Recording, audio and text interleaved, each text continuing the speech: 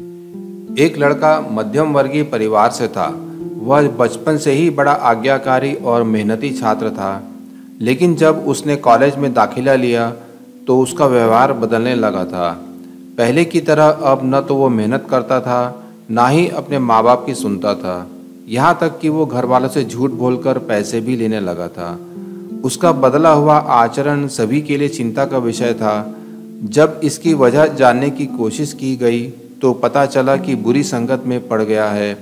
College में उसके कुछ ऐसे मित्र बन गए हैं जो फिजूल खर्ची करने, सिनेमा देखने और धूम्रपान आदि करने में आदी हैं। सभी ने उस लड़के को ऐसी दोस्ती छोड़ पढ़ाई लिखाई पर ध्यान देने को कहा, पर उस पर इस बात का कोई असर नहीं पड़ता।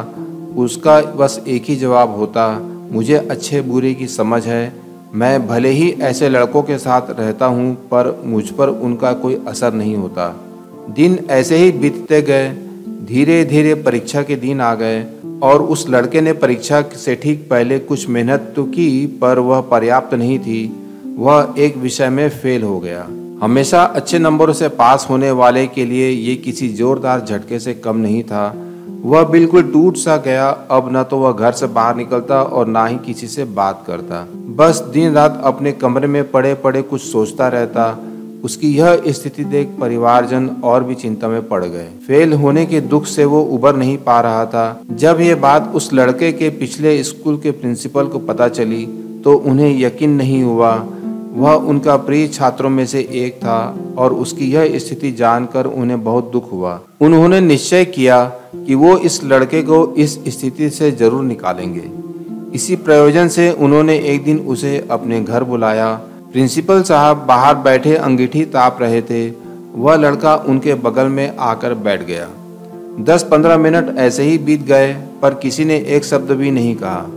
फिर अचानक प्रिंसिपल साहब उठे और चिमटे से कोयले के एक धधकते टुकड़े को निकालकर मिट्टी में डाल दिया। वह टुकड़ा कुछ देर तक तो गर्मी देता रहा, पर अंततः ठंडा पड़कर बुझ गया। यह देख वह लड़का कुछ उत्सुक हुआ और बोला, प्रिंसिपल साहब, आपने उस टुकड़े को मिट्टी में क्यों डाल दिया? ऐसे तो वो बेकार हो गया। अगर आप उसे अंगीठी में ही रहने देते तो अन्य टुकड़ों की तरह वो भी गर्मी देने में काम आता।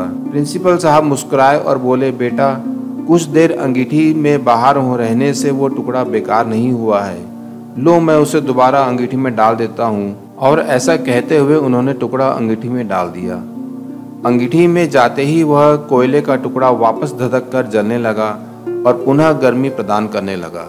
कुछ समझे बेटा? प्रिंसिपल साहब बोले, तुम उस कोयले के टुकड़े के समान हो। पहले जब तुम अच्छी संगति में रहते थे, मेहनत करते थे, माता पिता का कहना मानते थे तो अच्छे नंबरों से पास होते थे, पर जैसे वो टुकड़ा कुछ देर के लिए मिट्टी में चला गया तो बुझ गया। तुम भी गलत संगति में पड़ गए और परिणाम स्वरूप फेल हो गए।